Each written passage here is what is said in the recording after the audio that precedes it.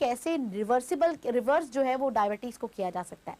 हाँ, मैं आपको ज़रूर बताना चाहूँगा। मैं केवल डायबिटीज़ ही नहीं, मैं आपको बताना चाहूँगा कि आजकल सबसे ज़्यादा 100 में से 50 लोगों को हाइपरटेंशन, है ना? जी। 100 में से 30 लोगों को 33% लोगों को डायबिटीज़ और एक मोटा भाग थायरॉइड से भी काफ़ी सारे, और ख़ास तौर पे जो महिलाएँ हैं, इसमें ये बहुत ज़्यादा थायरॉइड नाम की बीमारी आजकल बहुत ज़्यादा चलित है।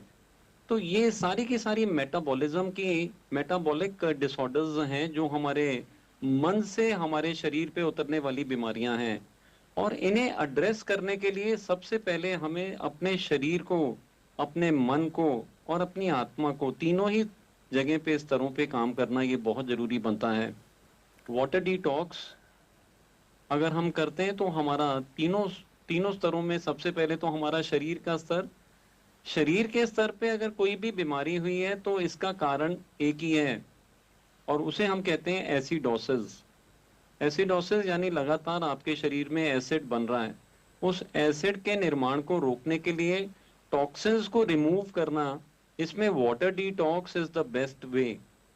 तो कुंजल क्रिया करना, वाटर से कैसे हम आमाशय की सफाई कर सकें, अपने आंतों की सफाई कर सकें, और कैसे हम पट्टियां लगा करके, ठंडी पट्टियां आती हैं, तो एक माथे की पट्टी, एक गर्दन की पट्टी और एक पेट की पट्टी अगर आधा घंटा सुबह शाम दोनों टाइम लगाया जाए, तो ये तीनों ही बीमारियों में जबरदस्त काम करने लगती हैं। अंदर पड़े जो सेलुलर लेवल पे डिटॉक्स करने में, गंदगी को बाहर निकालने में काम आती हैं।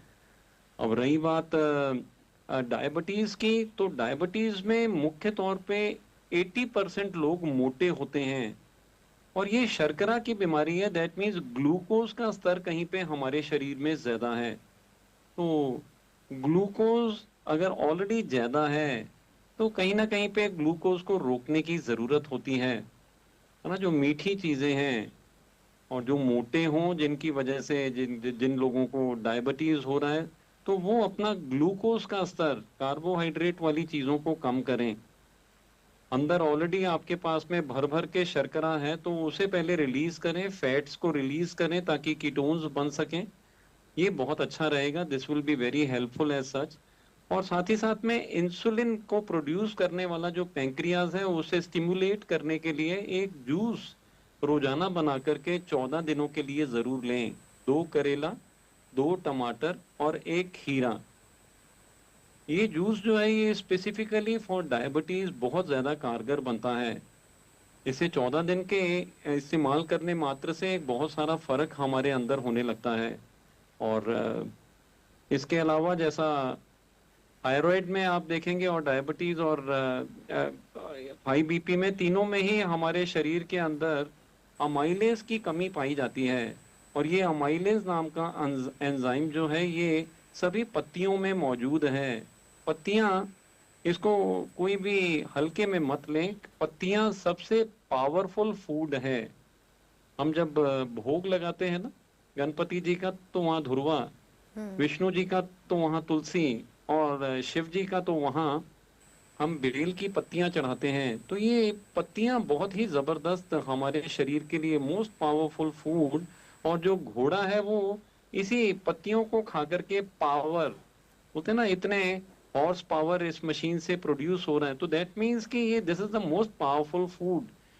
तो 100 ग्राम पत्तियों का इनटेक, या तो जूसेस बना करके और या तो चटनी बना करके रोजाना करें, तो ये आपको बहुत ज्यादा फायदे कारक बनेगा।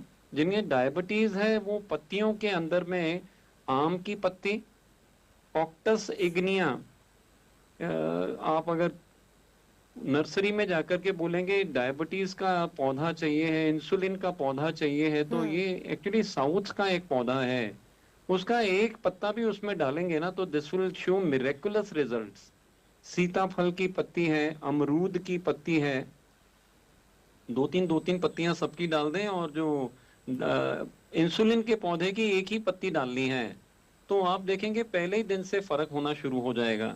और जो गेहूं का चलन है, उसे ना के बराबर जितना कर सकें उतना ज्यादा अच्छा होगा। चावल और गेहूं दोनों में ही बहुत ज्यादा हमारे शरीर के अंदर में कार्बोहाइड्रेट्स बढ़ते हैं। तो इसे आप अगर बंद कर सकें और मिलेट्स को ले सकें जिसमें ज्यादा वो रहता है, रेशे ज्यादा होते हैं, फाइबर पार्ट ज्यादा होता है, तो ये बहुत ज्यादा मिलेट्स के लेते ही तुरंत आपको और भी बहुत फायदा नजर आना शुरू हो जाएगा। जी। जिन्हें हाइपरटेंशन है उन लोगों के लिए ताजे फल, ताजे सलाद दिन भर में होने बहुत जरूरी है, हम्म। ताकि निट्रिक ऑक्साइड की उत्पत्ति ज्यादा की जा सके। और थायराइड वाले मरीजों के लिए भी बहुत जरूरी बनता है कि वो लोग भी अपनी तरफ से एक्सप्रेशन को ठीक करने लिए गाना जरूर गाया करें, और अपने अंदर में आनंद की उत्पत्ति करने के लिए जो आपकी हॉबी आपको पसंद हो, फिर चाहे वो आर्ट एंड क्राफ्ट हो, चाहे वो डांस हो, चाहे वो म्यूजिक हो, हम अपने लिए अगर समय निकाल करके सेंटर्ड हो जाएं और अपने मन को ठीक कर दें, तो इन सभी साइकोसोमेटिक डिसऑर्डर्स को परमानेंटली रिवर्स किया जा सकता है।